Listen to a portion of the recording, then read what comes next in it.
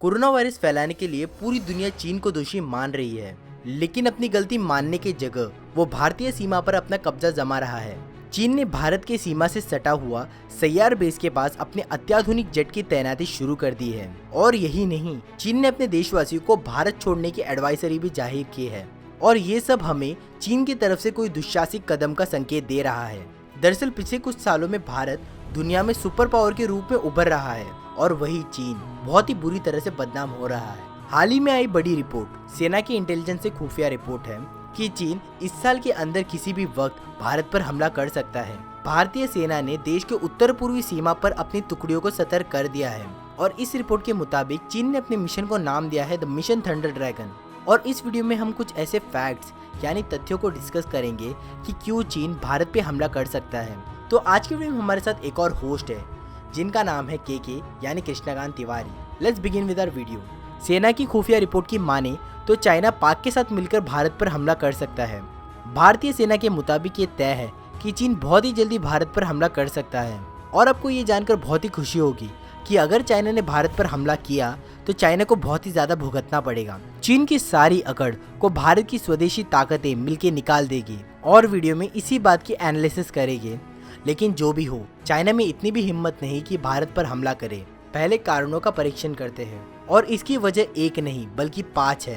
पहला कारण है पीओके पर भारत का बढ़ता कंट्रोल। चाइना ने पाकिस्तान के ग्वादार रीजन के जरिए एक कॉस्ट इफेक्टिव ट्रेड का रास्ता बनाने की कोशिश करी है। ये रास्ता पीओके यानी कि पाकिस्तान ऑक्यूपाइड कश्मीर से गुजरता है। चाइना का ये one of the biggest projects है पाकिस्तान में। इसे CPEC यानी चाइना पाकिस्तान इकोनॉमिक कॉरिडोर कहा जाता है। 3000 किलोमीटर का ये प्लान चाइना को कुल 62 बिलियन यानी 62 बिलियन का पड़ा है। और अगर भारत पीओके पर कब्जा कर लेता है तो चाइना का अब तक किया हुआ सारा खर्च पूरा का पूरा बर्बाद हो जाएगा। दूसरा कारण है सीमा पर बन रही सड़कों से चाइना को बहुत दिक्कत है। भारत ने पिछले कई दिनों से चाइना से जुड़े लद्दाख और अरुणाचल प्रदेश की सीमा पर सड़कें बनाना शुरू कर दिया है। इससे चाइना परेशान है, लेकिन कुछ एक्सपर्ट्स का मानना है कि चाइना इसे केवल एक एक्सक्यूज की तरह इस्तेमाल कर रहा है, शायद किसी बड़े इकोनॉमिक डिसीजन को इन्फ्लुएंस करने के लिए।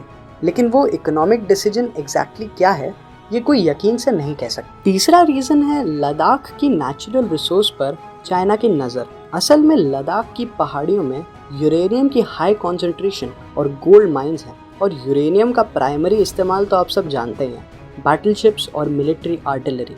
तो हम समझ सकते हैं कि चाइना को इसमें इतना क्यों इंटरेस्ट है। चौथा कारण है चाइनीज राष्ट्रपति शी जिनपिंग के लिए ये एक तरीके से इज्जत का सवाल बन गया, क्योंकि चाइना में अब विद्रोह शुरू हो सकता है जिससे चाइना की वन पार्टी सिस्टम ओवरथ्रो की जा सकती है। और एक वॉर के जरिए चाइना के लोगों को चाइना की ताकत दिखाने का अच्छा मौका हो सकता है, जिससे लोग फिर से शी जिनपिंग के साथ हो जाए। पांचवा और सबसे महत्वपूर्ण कारण कोरोना का एपिसेंटर और केस 0 का लोकेशन चाइना होने के कारण दुनिया की बहुत सारी बड़ी कंपनियां चाइना छोड़ के जाना चाह रही हैं और भारत के पास आने का मौका खोज रही हैं। और दूसरी तरफ चाइना अपनी इकोनॉमी के नुकसान के रूप में इसे देख रहा है। जर्मनी की ऐसी एक फुटवेयर कंपनी भारत में इन्वेस्ट करना चाह रही है। कंपनी चाइना में सालाना 30 लाख फुटवेयर का प्रोडक्शन कर रही थी, जो अब उत्तर प्रदेश में लगाए एक यूनिट को जाएगा, ऐसा मानना है। तो जंग से इंडिया की इकोनॉमी को नुकसान बहुत ज़्यादा होगा, ये चाइना बहुत अच्छे से जानता है और यही कारण है कि चाइना जंग में इतनी दिलचस्पी रखता है। चीन के पास भारत से बड़ी स्थल, वायु, शक्तिशाली मिसाइल्स है और ऐसी स्थिति में भारत कैसे चीन को हरा पाएगा? और इसका जवाब है भारत का ब्रह्मास्त्र यानी ब्रह्मोस, जो दुनिया की एकलौती सुपरसोनिक क्रूज मिसाइल है जो अमेरिका के पास भी नहीं है। ब्रह्मोस अमेरिका की टॉमहोस मिसाइल से भी ज्यादा खतरनाक मानी जाती है और चीन के पास तो ब्रह्मोस के आसपास भी कोई मिसाइल नहीं है और यही वजह है कि इसे भारत का ब्रह्मास्त्र भी कहा जाता है। और याद रखिए, महाभारत की सबसे शक्तिशाली हथियार ब्रह्मास्त्र ही है और हम जो ये दावा कर रहे हैं उसके आधार है डॉक्टर शिवतनु पिल्लई। डॉक्टर पिल्लई को आप शायद ही जानते होंगे, but the contribution he has made is outstanding और यही ब्रह्मोस के जनक है और ये चीन को एक करारा जवाब देने के काबिल है। और इसे ब्रह्मास्त्र क्यों बोला जाता है? क्योंकि ये किसी भी टारगेट को खत्म कर सकता है। आई रिपीट, किसी भी टारगेट को, और ऐसी मिसाइल किसी के पास भी नहीं है। और हमारे पास ऐसी मिसाइल्स है कि ये मात्र 3 सेकंड पर अलग अलग टारगेट पर दागी जा सकती है। और ये दुनिया की इकलौती सुपरसोनिक क्रूज मिसाइल है जो ज़मीन से हवा में, ज़मीन से समंदर में, हवा से ज़मीन और समंदर से कहीं भी लॉन्च की जा सकती है। और सुपरसोनिक का मतलब ये है कि 2 से 3 मैक की रफ्तार, अगर आसान भाषा में समझे तो 1 किलोमीटर में 1 सेकंड की रफ्तार तय कर सकता है। और इसकी डिस्ट्रॉय रेडियस 2900 किलोमीटर है। तो सिर्फ यही काफ़ी है चीन को धूल चटाने के लिए।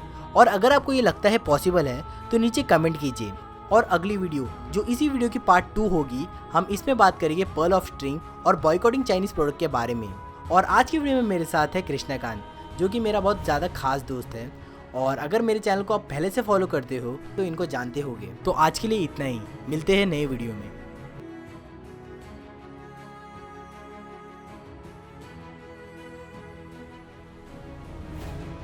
But that's alright. सामान बांध सोचा नहीं दोबारा चलो की तरफ से भगा मैं। एक गहरी सांस लेके सब भूला भाई जादू सा है कुछ हवा में। झंझट से दूर हूँ, पड़ोसी की पीटी नहीं सुनी आज। जो करो जो करना नहीं डरना, कुछ भी सोचे क्या सोचा है दुनिया। अतीत की चादर ओढ़े खोया आज उन गुफाओं में है चंदा जाके पीछे चिमटा रात को पहाड़ों की चमकता जिगनी जैसे तारे ला इन फिजाओं में लपक के बांधा मैंने फीता छाप छोड़े चला मुझे